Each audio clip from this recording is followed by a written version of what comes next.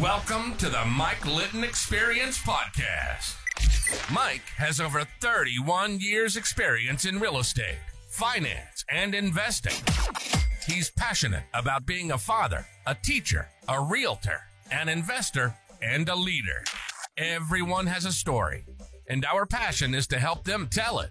And now, introducing the host of the Mike Litton Experience, Mike Litton. So what can you expect from the Mike Litton Experience? You can expect stories that will inspire, motivate, advice that will sharpen your focus, and expert information on real estate, finance, and market conditions. Teresa LaRue, thank you so much for being our guest on the Mike Litton Experience. I'm super excited for our time together. And like we talked about before we hit record, everybody has a story, and our passion is to help them tell it. So with your permission, we're going to start with where you were born, go up to today, and then we want to talk about this amazing book that you wrote called My Place, My Hard Rock, right? Or My Hard Place. My Rock, My Hard Place. My Rock, My Hard Place. That was good, wasn't it? I completely messed up your... I kind of like the change. Maybe I'll just change everything. Before we hit record, it's dyslexia, I think, right? Like, so I completely, before we hit record, I completely messed up the pronunciation of your last name. So you had to coach me on that. Now I'm messing up the name of the book. This is awful. But it's wonderful to have you. And I'm super excited for your story to be a part of our podcast, because I know you're going to inspire a ton of people that listen to this. In fact, everybody that listens to this. So thanks for being here. Oh, definitely my pleasure. Thank you so much for reaching out and having me. I'm excited to share my story with your listeners. So where were you born?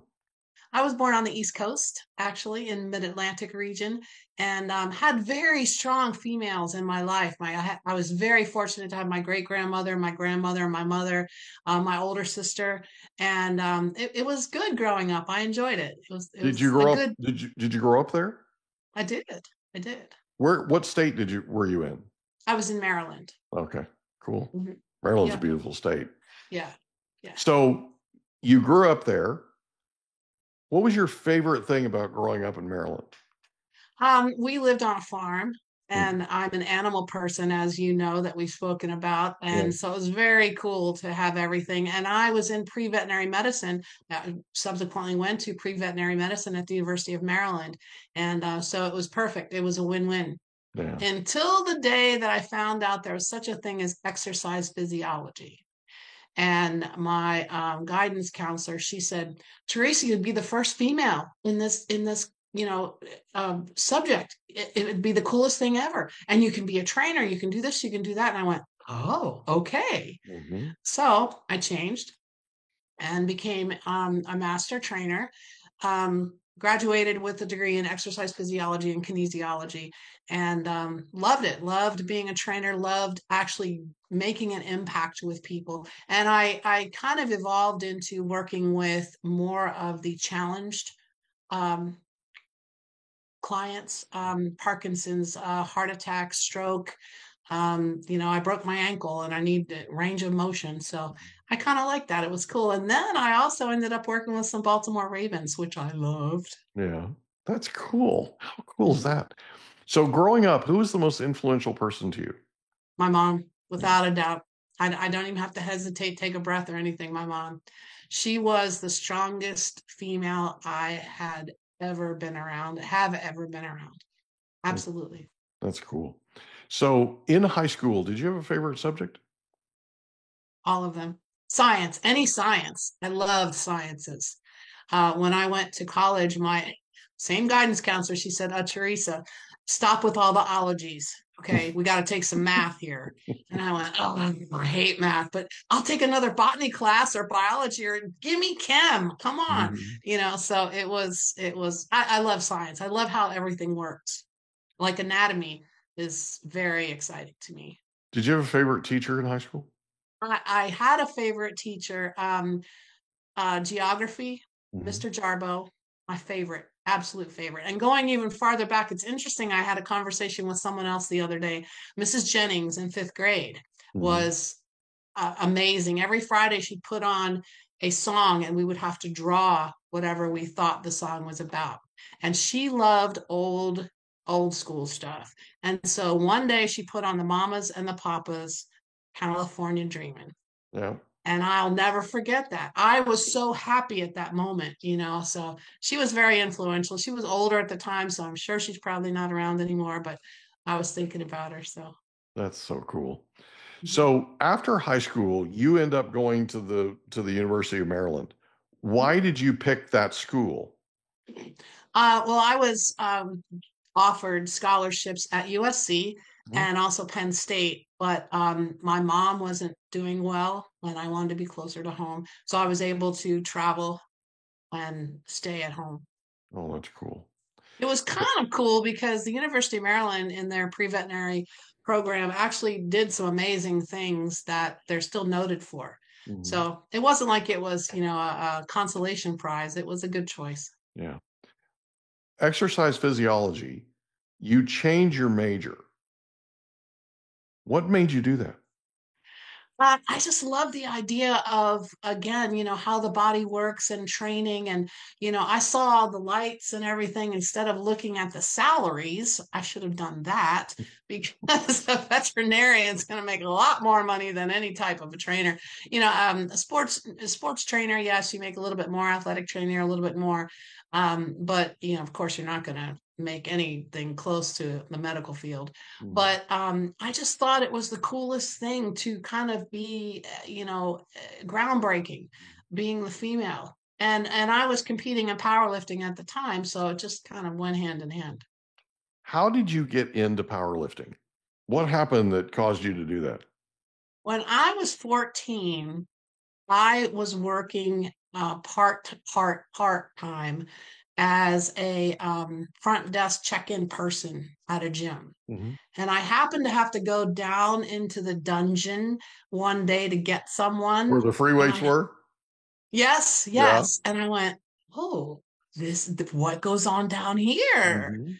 And, you know, of course, the big guy comes over and he goes, I can help you out, little lady. And I was like, Mhm. okay. And so the next day I picked up my first weight and I've just not put them back down. That's cool. What's your favorite thing about lifting? I like that it's just me. It's me against the weight.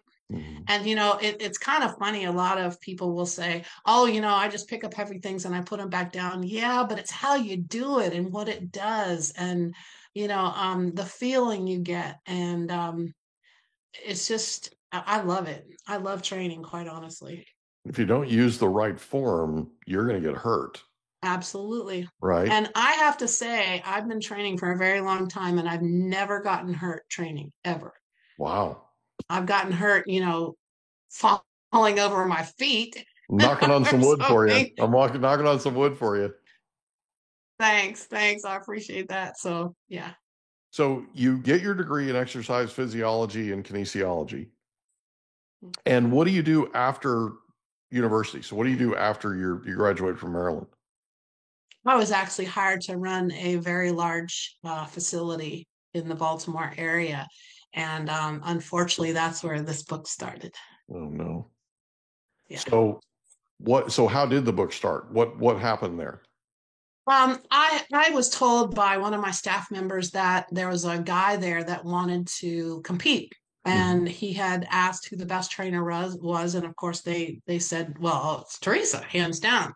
So Mhm. I made an appointment the next day to meet this person, and unbeknownst to me, he had just gotten out of jail, out of prison, and he was not necessarily a nice person, but you know, abusers do that. They Mhm. put a mask on and they actually are who they want you, who you want them to be. Mhm. And so that's where it all started, right there. So you meet this person. Did you train him? I Okay. did. And you know, I told him, I said, I'm not easy and I'm not cheap. And he goes, oh, you know, I can pay you. Well, goodness gracious, if I had, you know, $1 for every time he said that to me, I'd be rich. Because of course, subsequently I never did get paid. But he was honest in the beginning. He said, you know, this is what's happened to me, but I don't want to be that person anymore. I said, oh, okay, so you want to change. And you know how when you say something and it comes back to kind of haunt you later? Mhm. I told him, you know, I said, I will help you. I will be here for you. I promise. So later down, when the abuse got worse and worse, and I was trying to leave, he said, "But you promised you would never leave. You promised you'd be here for me." And it worked. That worked a couple times. I'll be honest, it did work. Do you know that on the average, a victim will go back 7 times before they actually leave? 7. That's just It's that's unreal. ludicrous. It absolutely is. And you and I were speaking earlier. I'm educated. I'm not, little by any means. And so to have someone control me so much mentally and emotionally, and then that's when the physical abuse started. So why do you think people go back 7 times? I think that they go back because I had to go back a few times because he said that he was going to kill me. He was going to track me down and kill me or the people around me that I loved. That's classic. They'll use that, or they'll say, "Oh, I'm so sorry. I'll never do it again. I promise. I love you. You're more than anything I've ever wanted." And you go, "Oh, there's that nice guy. There's the one I fall in love with. Okay, I'm coming back." And then a week later, a month later, 2 months later, that mask slips off of his, and the real person comes back out again. And a lot of it is, they break down your confidence. And I'm probably one of the most confident females that I know. And he just broke me down so much and isolated me from people. People were trying to help me get away from him, and he isolated me. He did a good job. And I always tell people, don't think of yourself as not worthy. Don't think of yourself as less than having no value, because abusers will actually go after the biggest prize. They'll go after someone with the most value, because if they break you down, they're good. And I know that sounds weird, but he actually said that to me. He said, "I wanted to see if I could break you down." And I was like, "Really? Okay, mission accomplished, but see ya." You know, I mean, I knew my worth prior to meeting him. I was in a Tiffany's box. I was red soled Christian Louboutins. I knew that I was worthy. I knew I had value. But by the time he got through with me, Mike, I seriously was on the clearance rack at the Dollar Tree. And there is such a thing at the Dollar Tree. And that's where I was. I had been beaten down so horribly, but also let's remember, I had to go into my facility and be like, "Hi, how you doing? Oh my gosh, you look great." So I had to play that two-faced person, because you can't let the people you work with see you. They can't, I would wear turtlenecks in July because I had marks on my neck, or I'd have to wear sunglasses, and everybody's like, "What are you, a rock star today?" And I knew deep down they knew what was going on. They knew it. Yeah, and you were just trying to put the best face on it you could. Absolutely. I don't know if you're a Beatles fan or not, but remember Eleanor Rigby? She left a mask by the door. That's exactly what, in one of their songs, Eleanor Rigby has a mask by the door. And that's exactly how I equate when you're a victim of domestic violence. You actually are a different person out there. So you can hide it because you're humiliated, you're embarrassed. You have to do that. So talk a little bit about the conversation that's going on internally when you sort of realize you're going down this sort of slippery slope, and you're telling yourself you need to go. You're telling yourself you need to get out of this, right? Or no? Well, initially, can I just tell you, Mike, initially, you're actually making excuses, and you're not, "Oh, it wasn't so bad. He only hit me once. He only threw one plate up against the wall instead of two. He only punched his fist into the wall once or twice." And I don't know if you've read my book or not, but he actually threw me into a wall and I miscarried my child. So, those big things like that start with those little excuses. "Oh, it wasn't so bad. Marks on your arm. Oh, it was an accident. He didn't mean to do it. We were playing." And you convince yourself that that's right.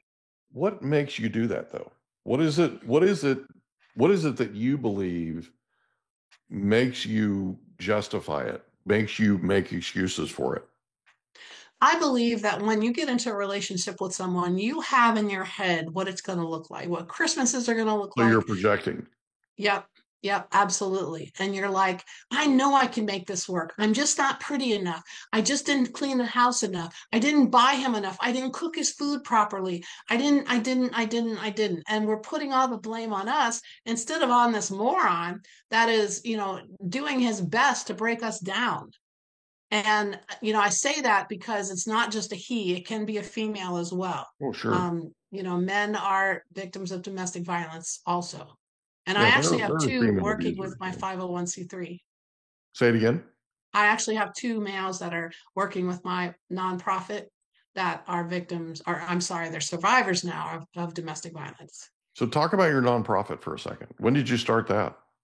Well, when I wrote my book, My Rock, My Hard Place, this was started because the district attorney, when we were awaiting trial, he said, I want you to go to a therapist.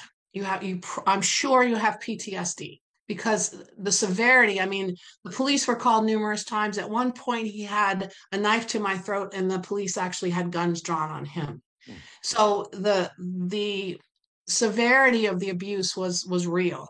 And so I went to the therapist and I swear, Mike, within like 3 flipping minutes, this guy said, oh, I'm going to put you on medication. You don't know. We haven't even had a conversation. I barely sat down. But also, I'm an athlete. I can't be on medication. Yeah. Hello. If you would have opened up my file, you would have seen that. So I went back to the district attorney and I said, I can't do this. He said, I tell you what, you keep a journal. Well, that journal became my book. And I just kept writing and writing and writing about everything that I was going through. And so it was 2.5 years ago.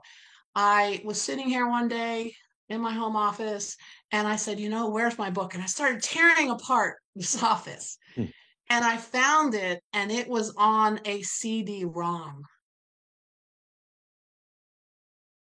Do you know nobody can print that anymore? Do you know how hard it was to find somebody to print that? I didn't know that, but that's wow. Wow. Yeah. So I'm feeling old now. Jeez. I know, right? I mean, dating myself, but it was funny because I actually found someone and I called her. She was at FedEx Kinko's, believe it or not. And she said, and of course it comes up and she's reading they always read everything. And she looked at the screen and she looked at me and she put her hand on mine. She goes, I'm going to help you. I said, okay. She says, not only can I print it for you, but I'll put it on a flash drive so you're in, like the right century.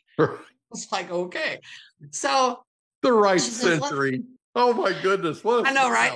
It's like I came to her with rocks, stone tablets or something. Yeah, cave woman. Yeah, right. I mean, I was like, whatever. And this is emotional for me as it is, and I'm standing there and she's helping me, and she says, "Con, let's go get you a flash drive." So I'm looking. I look down below, and she goes, "Oh, those are for kids," and I went, mm-mm. Can you see her? Yes. This is Wonder Woman. Yeah. My book is on this. And she has sat here on my desk since that day. Yeah. And I got it printed, got it done. And, I'm very proud of it. So I was thinking about it, and I went on social media and I was like, okay, I'm going to sell a few copies. We're great. And I got a phone call. It was late. It was about 5 o'clock here on the West Coast. And I got a phone call through one of the social media. I can't remember who it was. And there was a girl and she said, I've been following you. I need your help. She was in Virginia. And I said, what's going on? And she was barricaded in her bedroom and her abuser was trying to beat the door down. And, through a lot of information from her and a lot of people that I had in my corner, I was able to get him arrested. He had a restraining order, get him arrested, get her out and into a hotel, get her fed, get her some clothes, and then the next day got her 3 states away to her uncle's house. And after that, I thought about it. I went, boy, that was really good. Good job. I'm proud of you. Good job. Well, then she contacted me. She says, I want to get a job. Help me write a resume. Okay. Helped her write a resume. 6 months after that, she sent me a picture on her first day at work. And she has the biggest smile. And I went, oh, I need to do more. I have to do more with this. So I started Survive, Rise to Thrive, and then also the SRT Foundation. And what we do is we empower victims, survivors, and their pets to get past the pain and truly create a life that they would love. Because you know what? I wasted time on that person. I wasted time in that, but it has given me so much more. It has given me the opportunity to help others. I'm actually on the Domestic Violence Collaborative here in Northern California. And I'm very proud of that. We work with medical, law enforcement, and the justice system to help victims and survivors. I'm very proud of that. You should be. Can I ask you a question? Of course. That's why we're here. That's what we do. Well, this is going to be a little sensitive. It's okay. I'm here. Should I get a drink? Go ahead. Yeah. So when you went into that Kinko's, which is now FedEx, right? Whatever it is, yeah. Right. When you went into that Kinko's and you handed that CD-ROM to that lady and she started to read that, how did you feel? I felt scared. I felt a little bit embarrassed, a little bit humiliated, a little bit kind of back to that non-worthiness. Mm-hmm. But I also, there was something that was starting to glow inside, like empowerment.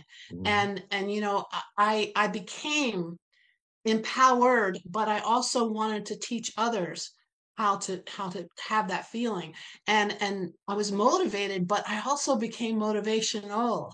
And so it kind of flipped at that moment because I realized how powerful my words could be. Why did you become motivated and motivational? Because I realized that a lot of people have looked at me and said, oh my God, thank you so much. You know, and every time I hear that, I just get more and more. I've got to do more. I've got to do more. I've got to, you know, I felt that, you know, she just read the first couple paragraphs, but she said, oh my God, this story is amazing. Mm-hmm. I'm glad we're getting this book out, you know. Is it possible that you became motivated and motivational because of what you had been through and the hopelessness you felt? Well, absolutely. Absolutely. And I think that's why I equate it with kind of starting to glow. Yeah. You know, I had been beaten down so long and had to be a kind of fake person for so long. And now all of a sudden I was becoming real. I was becoming true to myself. And doing that, you know, handing that book, I mean, seriously, no lie, Mike, I was shaking when I handed her that. Mm-hmm. I was shaking. This was a monumental, you know, flip in my script right at that moment. That's why I'm asking about it, because it seems like it was really a turning point for you. And I had tears in my eyes, and I'm standing there, and I went, and I seriously, I mean, I can remember it just as plain as day. I said, I called you on the phone. Here it is. And of course she's like, well, whatever, you know, drama queen, you know. And then she read those first couple paragraphs and she goes, I got you. And I was just like, yes, you know, so it was good. Can you take a second and talk about the effect that keeping a journal did for you? It put things in perspective. My book is not an easy read. It's real. Mm-hmm. It's not an easy read at all, especially if you know me. If you know me, I've had people that have stayed up all night reading it saying, oh my God, I couldn't believe you went through this. That's why you're so strong. That's why you're so, you know, this, that, or the other. It's just, it makes me proud of what I went through and how I've come out on the other side. I've had a lot of great people in my life. And as I said, a lot of people tried to help me, but until you're ready to truly get out of that relationship, people can stand there all day and talk to their blue in the face, but you have to believe. And honestly, Mike, a lot of people will ask me, I don't know where to start. You have to start by believing in who you are. You have to start by believing in yourself. Once you do that, and you take one little teeny step every single day in the direction of your dreams and the life that you want to create, you will make it happen. True story. Used to live in the worst part of town, but I had to drive through the nice part to get to work. Mm-hmm. Every day I drove past these condos, and I mean, even if it was bad out, it looked like it was just gorgeous. Mm-hmm. And I said, oh my God, I would love to live in a place like that. The day I got the keys to my condo in that development, I laid on, this is what I did. It was August, turned on the fireplace, turned up the air conditioner, laid on the floor with my cat. I did not have a stick of furniture, and cried. And they were happy tears because I had done it. I had manifested that place in my head. I made it happen. And it's my job, it's my calling, it's my mission to help other victims get out and become a survivor and truly rise out of it and thrive. That's why I named my company Survive, Rise to Thrive. Because you have to survive first. You got to figure out the madness. Then you have to rise above it, but then you have to thrive. If you just rise above it and you just kind of meander around, that's not it. You have to truly thrive. Mm-hmm. That's where you get that glow. That's where that recovery comes from, right? Yeah, absolutely. So the lady that called you, who was barricaded in a room, how did she find you? On Facebook. Oh, okay. Yeah. She had found me on Facebook, and she says, I've been following you. And of course, as I'm talking to her, I'm checking, and I'm like, oh yeah. Hi, you liked all my things, and you did this and you did this. And she goes, I need your help. And as I said, the picture of her, the day of her first day at work was, I can't even describe her smile. And I'm getting kind of teary-eyed about it, but her smile was just so infectious and so real. For her to have gone through what she went through, because her abuse was pretty severe, and it was empowering to me to do more. Yeah. Did you have somebody like you when you were in your situation? I didn't have anybody like me that had been through it. And I think that's what sets me apart from a lot of people, because a lot of times people, when they've gone through something like this, they're like, oh, I don't want to ever talk about it again. I don't want to talk about it. I don't want to live it. I don't want to be involved in it. But I'm just the opposite. I immerse myself in as much as I possibly can to help others. I had a lot of people wanted to help me, but that was the problem, Mike. I went to the library and I wanted to find some books, just something, anything to help me. And what I was finding was, well, I'm a PhD and I went into the shelter and I interviewed a lot of women, so I am an expert. No, you're not. Not until you've stood up all day and cooked dinner and he throws it into the wall because you didn't cook enough, or you didn't, season it properly, or he just was being a jerk, which was normal. So unless you've actually lived as a domestic violence victim, don't come at me, please, because you don't know what you're talking about. So for just a second, can you talk a little bit about how difficult it was for you to leave? It was very, very, very challenging. And you and I have already determined I'm probably one of the strongest females I know. It was very hard. And again, it was because I had promised that I would never leave, that I'd always, take care of him. And everybody has a moment that's a catalyst that will just, it's a trajectory that will push you in the right direction. And mine was, I called in a lot of favors. And he was bipolar, he was a drug addict, he was an alcoholic, and in addition to being an abuser.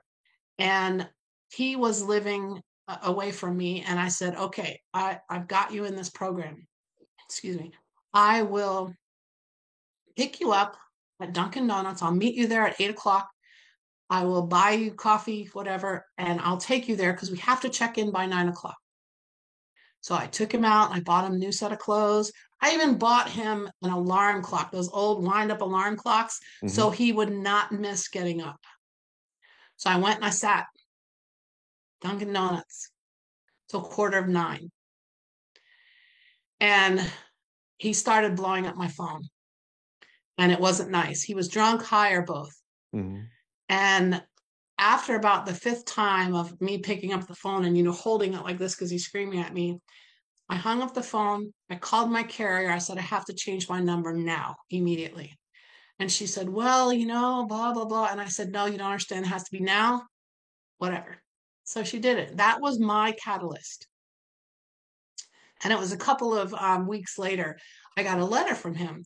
And he said, I just wanted to let you know that I did make my way there and everything's great. And I'd love to see you, this time in the future. It's like 10 days for a family picnic.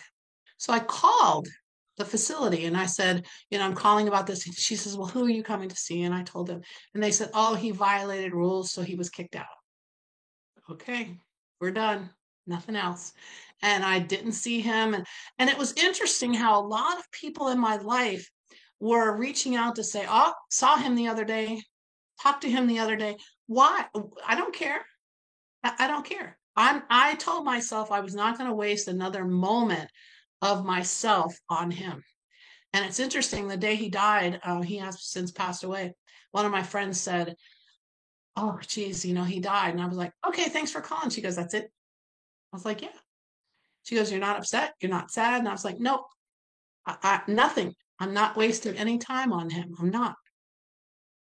He actually tried to friend me on Facebook, and I went, really? Delete. So this is a pervasive thing. And I'm curious,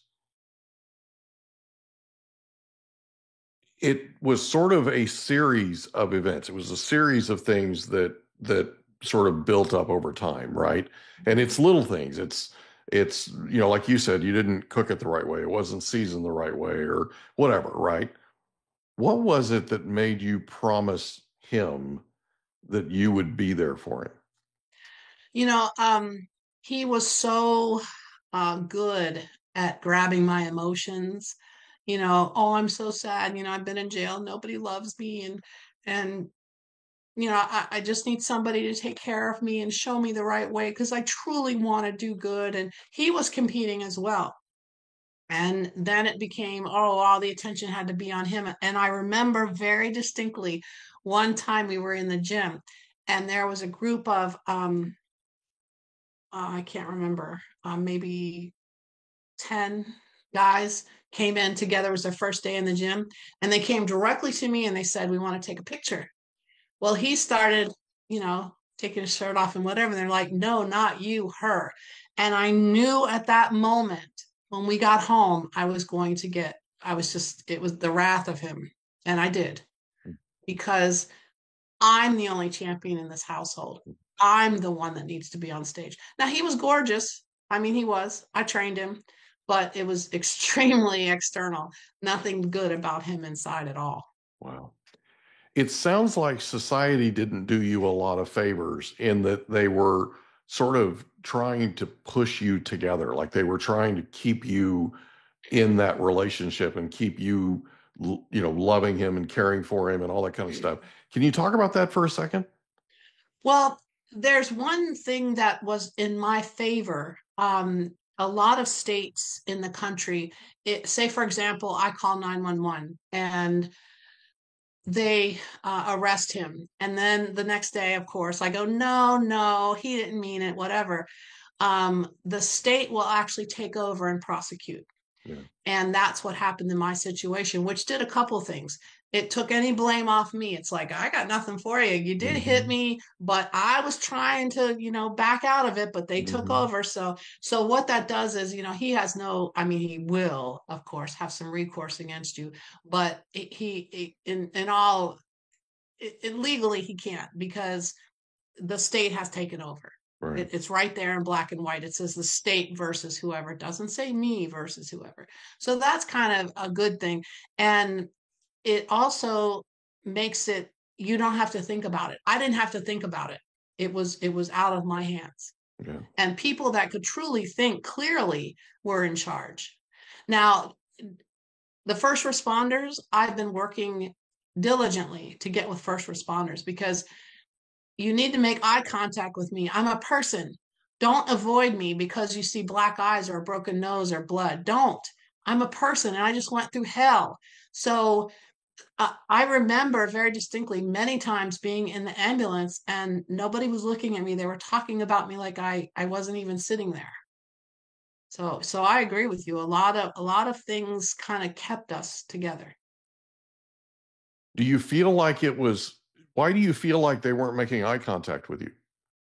I feel like they were ashamed for me.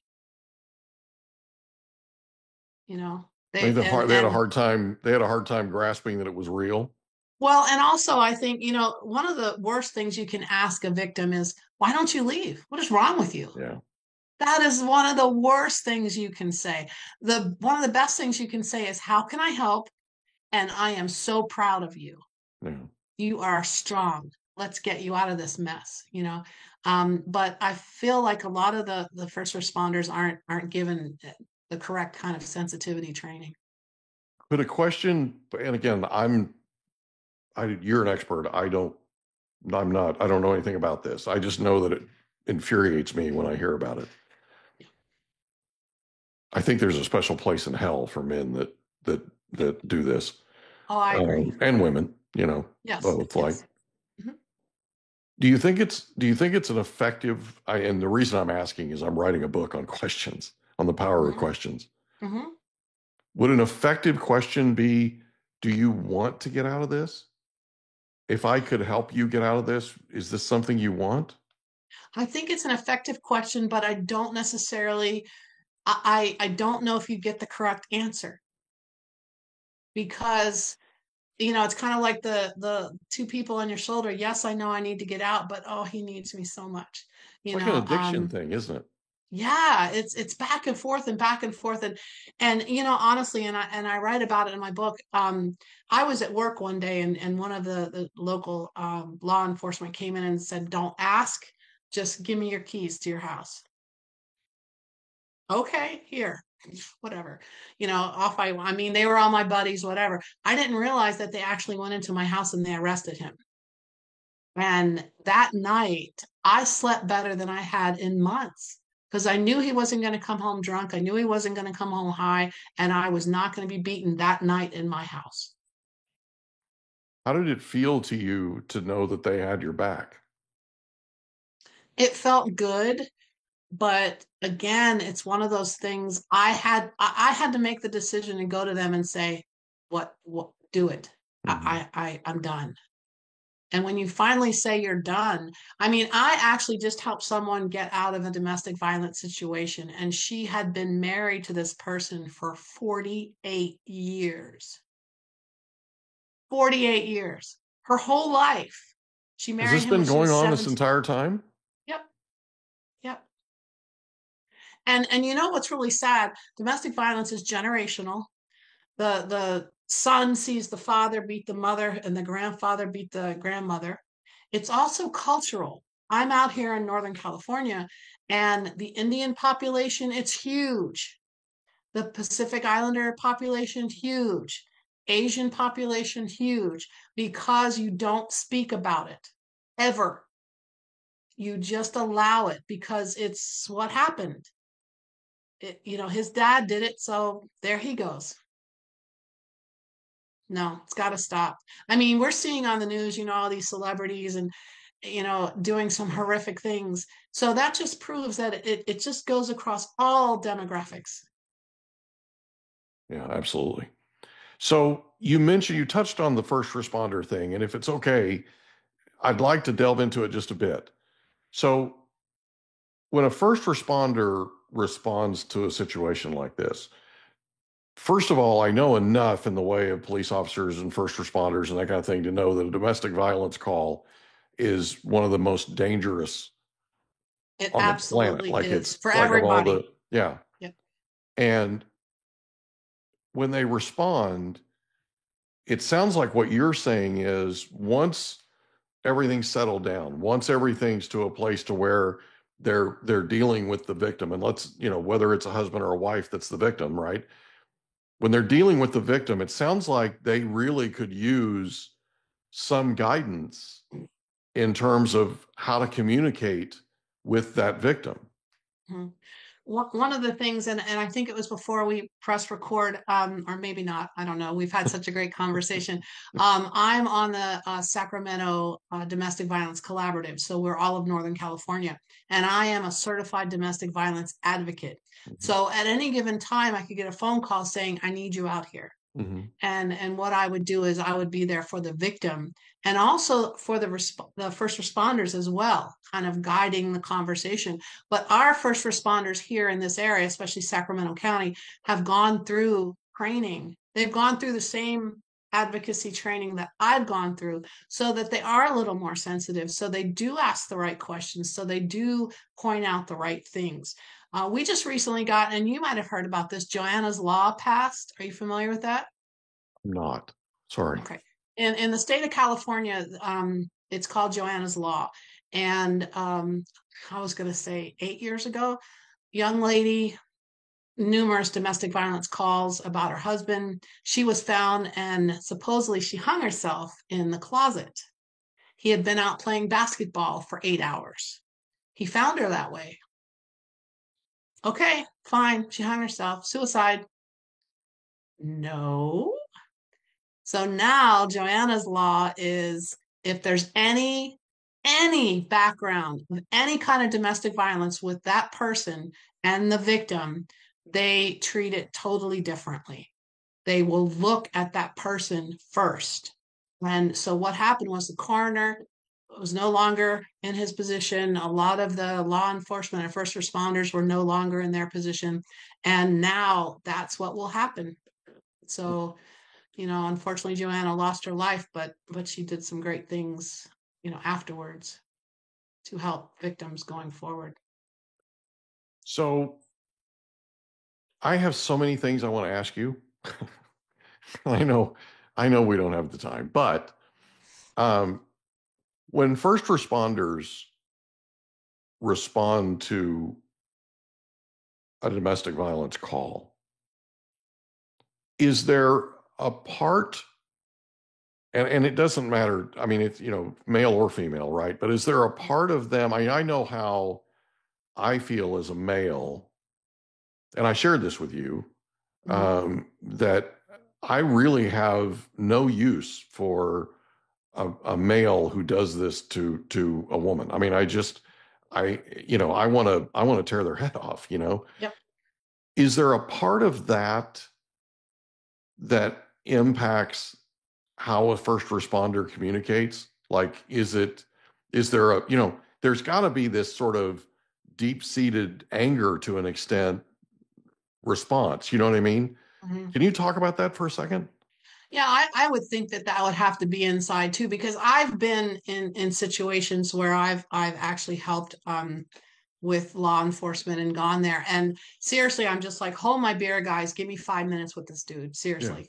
Yeah. Because I'm going to beat him to within a second of his life. Yeah. Because just look the other way. Just absolutely. Look the other way. Don't you need something out of your car? Right. And that's how part of you is feeling, but that you have to keep it together because the judges are looking at everything from the moment the first call comes through, what the dispatcher said. We've had sensitivity training in this area and across the country as well, with dispatchers and again, first responders. But some of the states where domestic violence is the highest, they don't have the funds. Yeah. Oklahoma, for example, one of the highest domestic violence areas.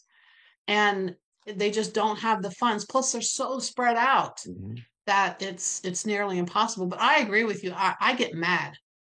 I've put myself between two people in the grocery store. Yeah. How dare you talk to her like that about soup, for God's sake? What is wrong with you? Yeah. My husband won't read my book because it's so raw. But he understands sometimes when I go off about people. And he gets it. He understands.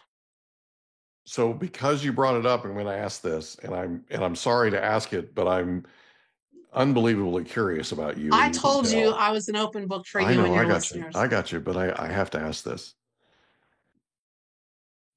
Is your previous experience with domestic violence and all the things that you've been through, has that affected your marriage? Well, let me just back up a little bit, because when you get out of a domestic violence situation, the first thing you need to do is start to love yourself. Yeah. And then when you want to put yourself out there and date, I can tell you, and I've spoken to, my next book is coming out. Well, I have two more books that are coming out this year. I've got The Girl in the Purple Converse, because I wear purple because it's domestic violence. But I also have Lunch with Myself. If you could go back in time and speak to your victim self, what would you say? I've interviewed over 500 victims and survivors. And the one thing they said is their barometer, their thermometer about abuse, any type, is so much more sensitive than it was before. You even look like you're going to raise your voice to me. Bye. See ya. Not going through this again. Nope. That's what I'm Nope. asking about. Yep. Because Absolutely. there's an antenna, right? And Absolutely. it's Yep. self-defending, like it's Yep. right. It's self-preservation. And I mean, I would think that that's got to be one of the things that's got to have an impact. Well, it's one of the side effects, not a bad one, actually, because unfortunately, a lot of victims, when they become a survivor, they will allow themselves to get right back in the same situation. And I'm a member of so many different groups on social media. And, I have this lady, she says, well, he did this and he did that and he did this. Do you think I should leave? Oh my God, girl, if you have to ask, you already know the answer. Listen to that little voice inside that's telling you, you went through this before. I don't want to go through it again. But sometimes we push that down because we were, abused for so long. And now here's this person paying attention to me, but we have to make sure that they've got the right intentions towards us. My husband, we've been together actually 14 years this Friday. Congratulations. That's Yeah, awesome. thank you. And I put him through the ringer. I put him through tests. And he was like, oh my God, I had to pass the PhD to get with you. And I was like, yes, you did, because I'm not going to go through that again. And it's interesting how he wanted nothing to do with it when I started my business, when I started my nonprofit. He was like, I don't want to hear about it. I gave him a book, I signed it, he was the first one, and he won't read it because he can't even fathom reading about someone doing the horrific things that this person did to me. Yeah. And I get that, I do too. but also on the converse, if he read it, he would understand what makes me tick too. Yeah. Because a lot of people that have gone through domestic violence, they become very nurturing and very caring because they know what it's like to not be cared for when they needed it the most. So I'm going to ask you this, and it's probably, I'm just apologizing ahead of time. Uh-oh, I'm scared. Would it help you if he read it? I think it would help our conversation. Absolutely. Well, first off, have you heard of the documentary on Netflix? It's called Killer Sally. No. It's about a female and male bodybuilder, and the abuse was unbelievable. And a lot of people have asked me, they're like, oh my gosh, it's like your story. And so he actually read or looked at that documentary, and he says, this is unbelievable, this is crazy. And I was like, but it's real, it really happened. I mean, she actually ended up going to prison for 24 years, I think, which is crazy. But anyway, I think it would help me and our conversations, yes. But I also wouldn't want to break his heart either, because I've had friends that, I'm sorry. There's a part of you that's protective over the man in your life. Absolutely. And that's I've not had a bad friends. thing. That's not a No, bad no, thing. no, no, absolutely not. I've had friends call me in the middle of the night just sobbing uncontrollably. They're like, oh my God, I didn't understand what you had gone through. And I'm like, I'm okay, I'm good. good, and as long as I'm good, the people that read it need to be good too. But what I've done with this book is at the end of every chapter, I kind of ask some thought-provoking questions. Do you see yourself in anything that's happened in this? How would you have handled it differently? And it started some good conversation as well. If you My were in goal a is to get. if you were in Sorry. a situation like this, how would you handle it? Yep. That kind of thing, right? And all of a Yep. sudden it brings them to, you know what, I actually am. I Hmm. actually, you know what I mean? And Yeah. it's just one of those things that it will involve them Hmm. in the conversation. Go ahead. I Yep. didn't mean to interrupt you. No, no, no. I was just going to say my goal is to get my book, this one, into every single domestic violence women's shelter across the country. That's my goal.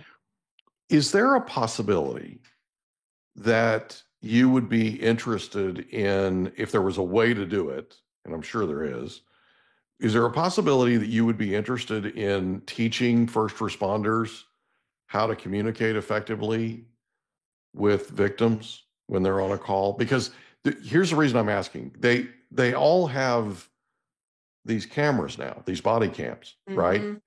Right. And I truly believe that it's affecting how they communicate. And I believe it's affecting them in not the best way. In other words, I don't feel like they're as open and as honest because they're thinking about liability, right? They're Well, they're thinking being about they're being black and white instead of actually bringing their heart into it. I that's my completely point agree with exactly. you. Yeah. What they've done through the Domestic Violence Collaborative here in California is they actually teach first responders, all of them, as I said, from the dispatcher all the way down, how to talk. We work with people in the emergency room, Yeah. how to speak. And it's interesting. I actually twisted my ankle so badly when I was in this situation. And I told him, I said, I need to go to the hospital.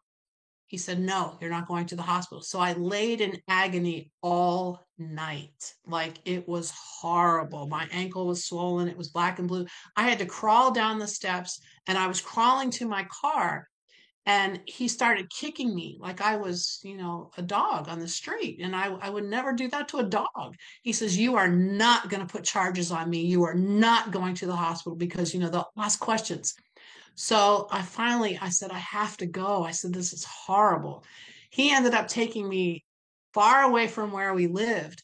And they kept trying to separate us because the nurses and the doctors wanted me to tell them because there were police there. He, Hmm. he could have been arrested immediately, but they couldn't get him away from me for me to say, yes, he did this. Because he Yes, knew he he'd did. be arrested immediately. Yeah. Absolutely, in a second. Yeah.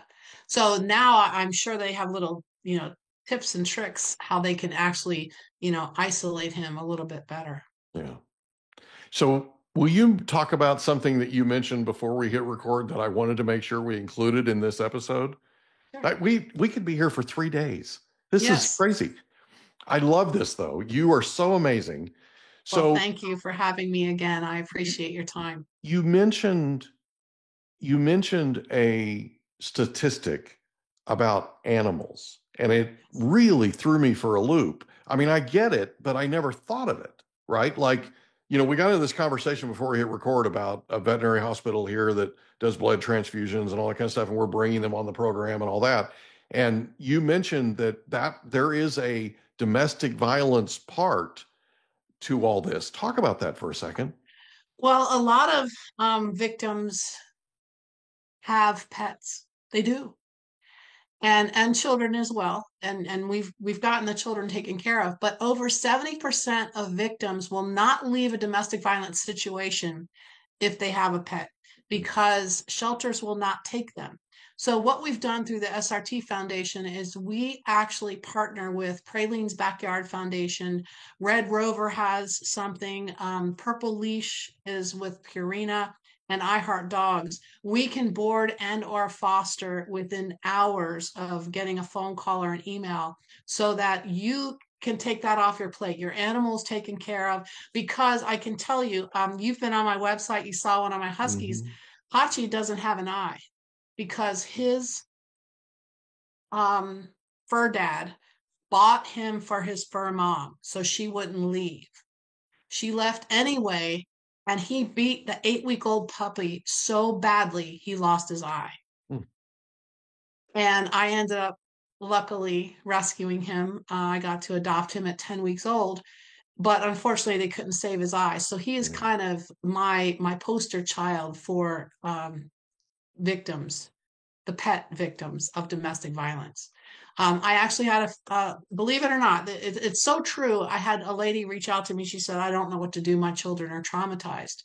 The dad got pissed off about something and made them all go into the bathroom and watch him flush their beloved hamster down the toilet. We're talking a 3, a 5, and an 8-year-old. They'll never, ever get over that. Mm-mm. To me, that's worse than you beating me, quite honestly. So again, we're able to, I wasn't able to leave for that reason. I did have a pet at the time, but I was going to live in my car if I had to. Yeah. It's horrible, quite honestly. It's horrible how, victims should not have to choose between their safety and their pet. I have one last question and then we have to go. Oh, no. Why are you into huskies the way you are? I love all animals. I'm an animal rescue here in Sacramento, and I have cats of all shapes, sizes, and attitudes. I have a colony outside. I do a lot of transport because I have a big Jeep. I do a lot of transport for local shelters. And when I wanted to get a dog, when I first met my husband, I said, I want a dog. He goes, oh, no dogs. I said, no, I want a dog. When we get a house, the first thing I'm going to do is get a dog. He goes, nope, no dog. So then he said, well, what kind of dog do you want? And I said, well, I have a list. So I don't know if you and I spoke about it, but we have a Gen 7 Z06 Corvette, and it's all beasted out and it's gorgeous, and we've got sponsors and everything. And so he likes that car and because it's unique. So I said to him, I said, well, we could get a Rottweiler. He goes, oh, no, The Omen. No. Remember that movie, The Omen? Mm-hmm. And the Rottweiler was, possessed. And I said, well, how about a pit bull? He goes, oh, no, pit bull. I said, well, how about a husky? He goes, oh, no, I can't take those blue eyes. And I said, but how unique is that? And he goes, I won. Mm-hmm. And huskies, unfortunately, are extremely abused because people get them and do not understand their mentality and they just need everything. I mean, my little girl, she just had ACL meniscus repair 5 weeks ago. We used to go out and walk 5 to 8 miles a day. We have to walk 15 minutes twice a day now because of that. So they're both going absolutely stir crazy, but I just think they're so cool. They're beautiful. They're very loving, very kind, very big heart. Yeah. And they're very unique.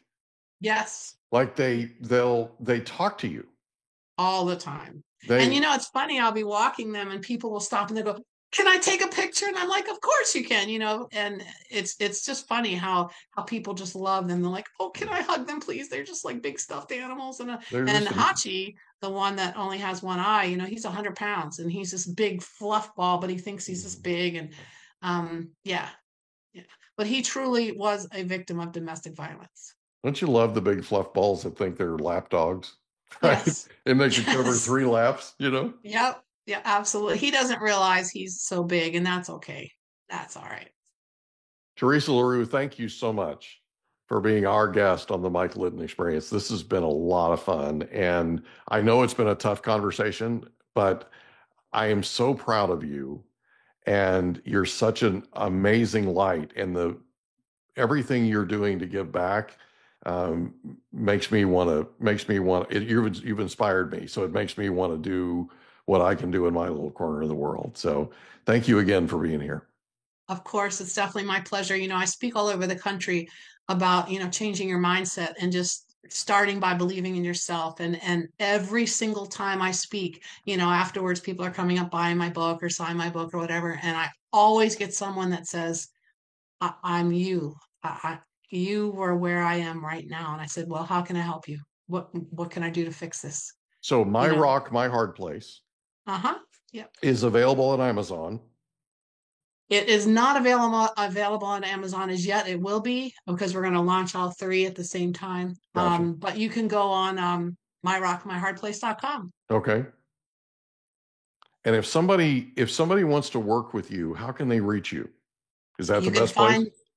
You can find me right there. There's a contact button right there on that website as well. It'll actually take you. My Rock My Hard Place takes you to surviverisetothrive.com, which is my LLC, and then also the SRT Foundation is on there, and there's contact information there, and I'll gladly reach back out. Beautiful. Thank you for being here. Of course. Thank you. My pleasure. We hope you enjoyed another episode of the Mike Litton Experience. If you did, do us a favor, smash that subscribe button, tell your friends, family, and coworkers about our program, and wherever you get your podcasts, please leave us a rating. It helps us to connect with quality people just like you. And that's a wrap. Another episode of the Mike Litton Experience in the books. Reach out to Mike on Instagram at Litton Realty. Want to meet with Mike? Check out Calendly.com/Rio760.